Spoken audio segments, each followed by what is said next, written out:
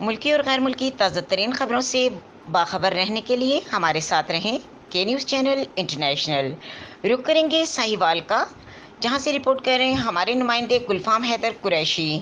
والدین کائنات کی عظیم نعمت ہیں جس کا نعم البدل کوئی دوسرا نہیں ہو سکتا۔ اولاد صدقہ جاریہ ہے، لہذا اولاد کو نیک عمل کر کے والدین کی بخشش و مغفرت کا سبب بننا چاہیے۔ بعض اوقات محنت و مشقت سے اولاد کو وہ مقام نہیں ملتا جو والدین کی دعاؤں سے مل جاتا ہے۔ والدین کی دعا اولاد کے حق میں کبھی رد نہیں ہوتی، ان کی خدمت و تابعداری کے لیے دعائیں کرتے رہا کریں۔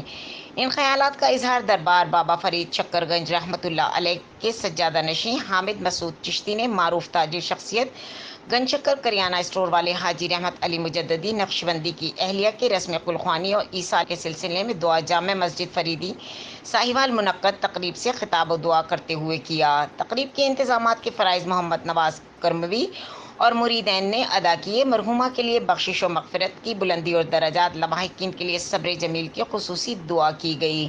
اس موقع پر تلاوت قرآن پاک، نذرانہ قاری احمد رضا قادری، قاری محمد علی حافظ سرفراز، قاری اکبر شاہ، حاجی رحمت صاحب کے بیٹے رفعت علی، شفقت علی، فرحت علی، نعمت علی اور بھتیجے عظمت علی، شفاقت علی، حافظ عصمت علی اور کثیر تعداد سماجی، مذہبی، سیاسی، تاجر، سول سوسائٹی شخصیات نے شرکت کی۔